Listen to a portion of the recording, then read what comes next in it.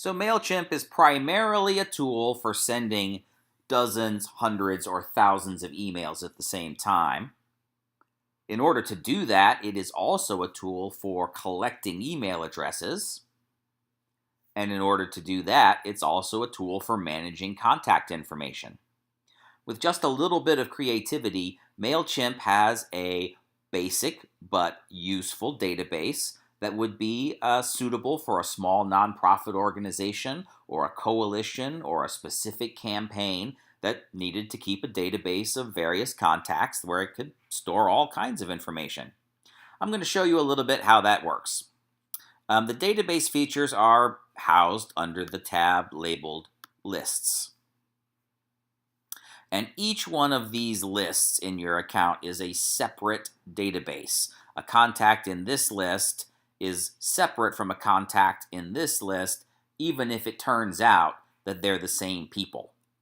So let's go into one of these practice lists and see what kind of information you might be tracking about that person. So here's the list, and let's just say I want to look up one of the contacts whose name is Karen. Well, I have two Karens in this list, and of course these are not real people. I'm going to look up, let's just say Karen Rocker is the one that I wanted. So here's the information I've kept about Karen. I've got her email address, her first name and her last name. I have the organization that she works for and the mailing address for that organization.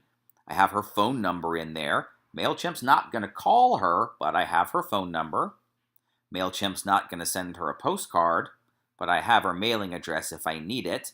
I have information about the last time her record was updated and how it got there.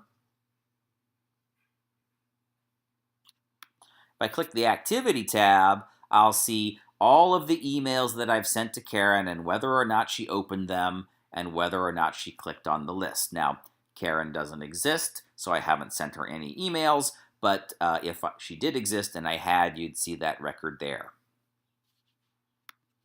If I wanted to leave a personal note about some interaction with Karen, I could do it here. I chatted with Karen at the last Clean Water Conference. She said nice things about our new annual report. Might be handy to know that later. Here under the Conversations tab, I would see if she had ever replied to an email that we sent her, that history would be here.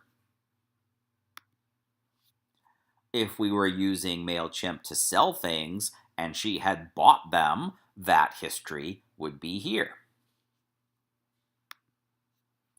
If we had set up any other goals for Mailchimp to track and she had taken progress towards those goals, that history would be here. And then Mailchimp has a really cool feature where for a small fee, I can activate social profiles, and then Mailchimp will scour the internet and find Facebook profiles, LinkedIn profiles, and other social media profiles for the people on my list and put that information right here. Now this is a fake list, and Karen is a fake person, so I haven't activated the social profiles, but that option is there. And that's just gives you a quick sense of some of the ways that you could use Mailchimp as your contact database for a small nonprofit organization, for a campaign, for a coalition, for a department, or any other organization that has a lot of contacts that it needs to keep track of.